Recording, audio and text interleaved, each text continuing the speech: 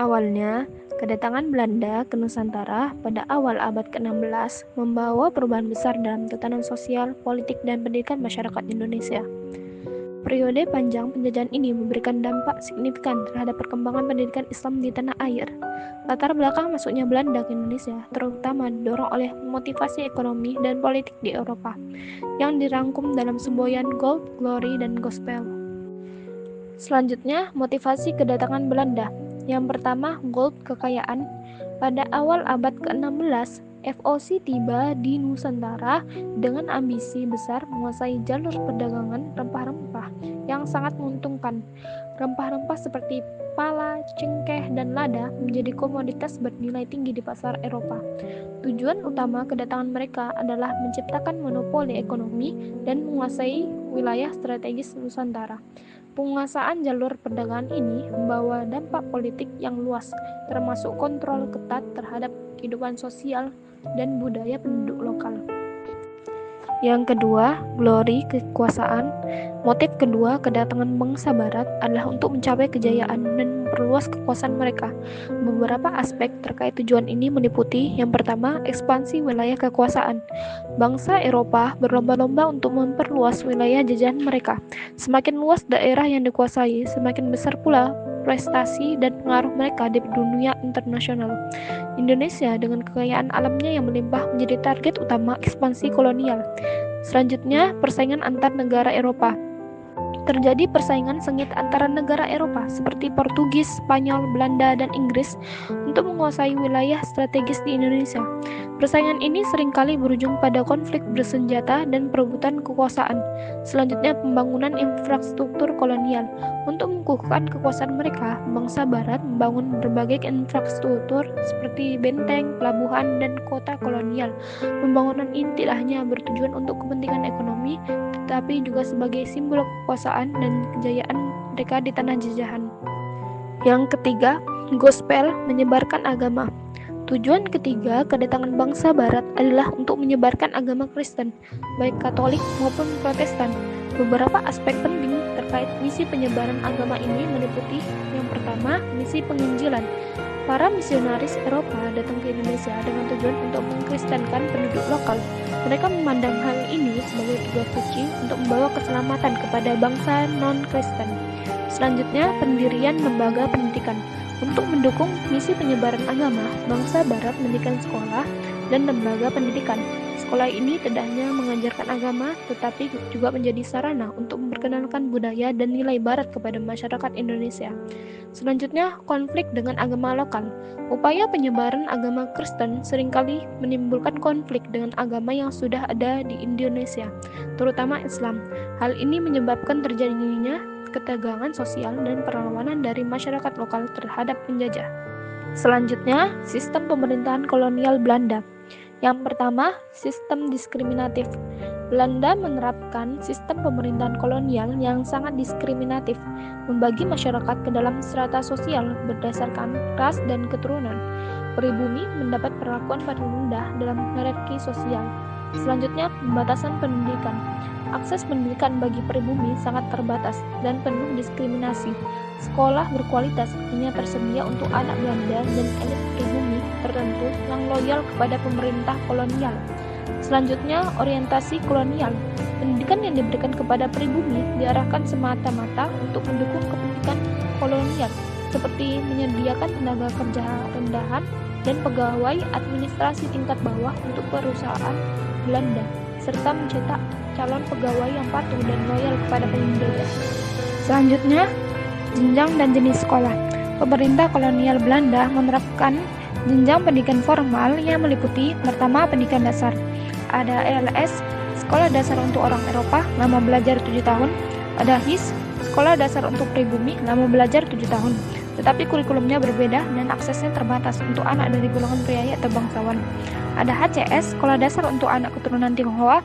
Ada Volksschule, sekolah dasar 3 tahun untuk rakyat pribumi di pedesaan, hanya mengajarkan membaca, menulis, dan berhitung seperlunya.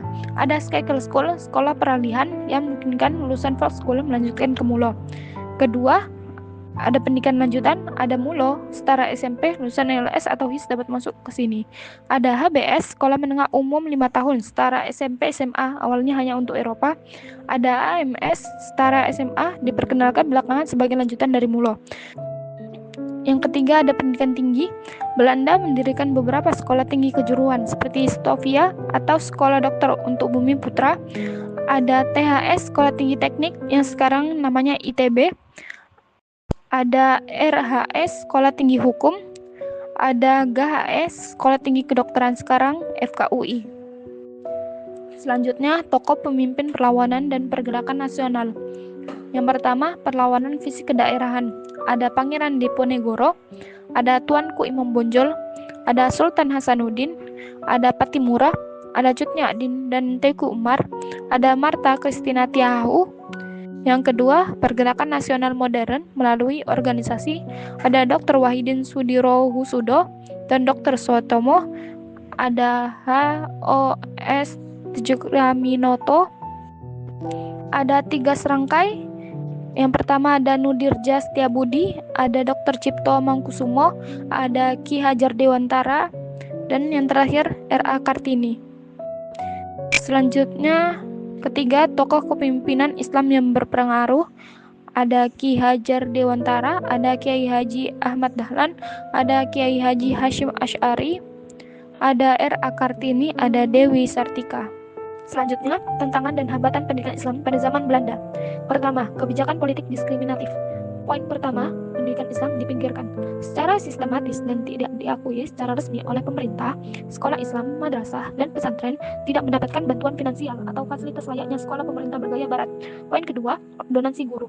Kebijakan puncak intervensi kolonial terjadi pada awal abad ke-20 dengan diberlakukannya ordonansi guru pada tahun 1905 dan puncaknya tahun 1925 atau 1931. Ordonansi ini mewajibkan setiap guru agama Islam atau mubalik untuk meminta dan memperoleh izin mengajar dari pemerintah kolonial terlebih dahulu. Hal ini bertujuan untuk mengawasi dan membatasi penyebaran ajaran Islam yang dianggap radikal. Poin ketiga, ordonansi sekolah liar.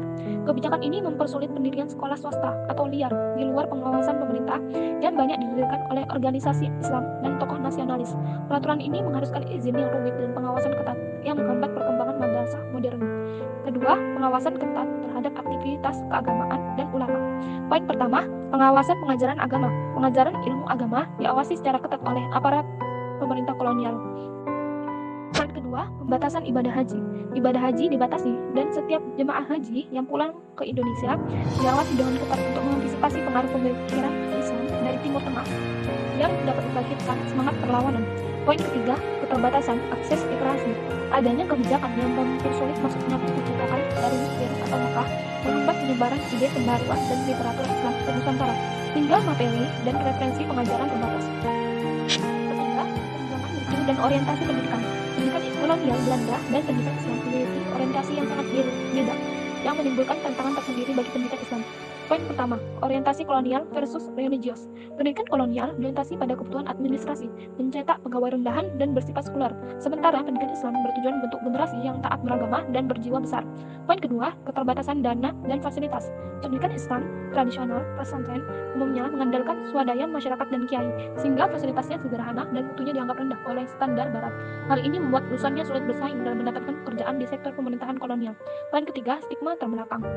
Pemerintah kolonial sesekali melabeli pendidikan Islam tradisional sebagai pendidikan yang terbelakang dan tidak relevan dengan tuntunan masyarakat modern untuk membenarkan kebijakan diskriminasi mereka. Selanjutnya yang terakhir, kemunduran kekuasaan Belanda yang dipengaruhi oleh 3 faktor. Yang pertama, Perang Dunia Kedua dan pendudukan Jepang. Pecahnya Perang Dunia Kedua dan pendudukan Jepang di Indonesia secara dramatis melemahkan kontrol Belanda atas Nusantara. Struktur kekuasaan kolonial runtuh membuka ruang bagi pergerakan nasional dan pendidikan Islam untuk berkembang lebih bebas.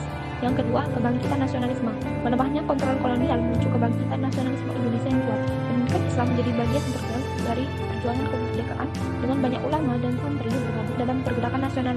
Pesantren menjadi basis perlawanan terhadap penjajah. Yang ketiga, kemunduran dan kebangkitan ekonomi. Korupsi merajalela di kalangan pegawai LOC. Manajemen keuangan yang buruk, biaya militer yang tinggi untuk berperang melawan kerajaan lokal, serta persaingan dengan kongsi dagang lain seperti Inggris. Sekian dari saya. Apabila ada salah dalam perkataan, mohon maaf. Wabillahi taufiq wal hidayah. Wassalamualaikum warahmatullahi wabarakatuh.